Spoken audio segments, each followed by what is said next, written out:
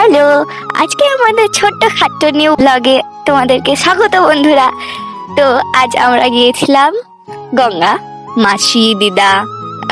আমি ব্লগ বানাচ্ছি প্রথম আমার ভয়েসে, কারণ মাসি আমাকে বললো যে তোর ভয়েসেও বানিয়ে শোন।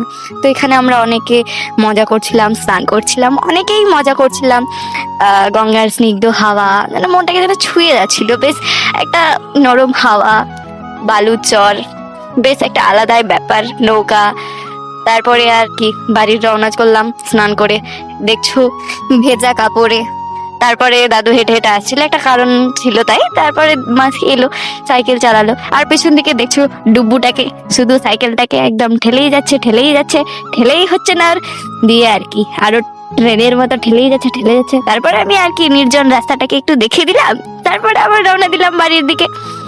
তারপর আর কি আমি মাসিকে বললাম যে একটু ঘুরে হাই করো, একটু দেখো ক্যামেরার দিকে। তারপর আমরা চলে এলাম রাস্তার পথে, বাড়ির ঢুকতেই আর কি স্নান টান করে মাসিকে বললাম একবার হাই করে দাও। তারপর চলে গেলাম আমরা বাড়ির রওনার দিকে।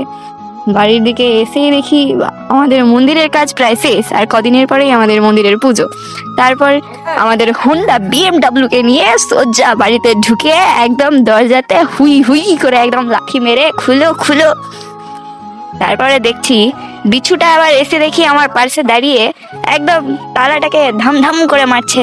তারপরে কি দেখালাম, সবাইকে দেখিলাম, রাস্তাকেও দেখিয়ে দিলাম একটু। সো আমাদের ভিডিও যদি ভালো লেগে থাকে তাহলে শেয়ার করে পাশে থাকবেন।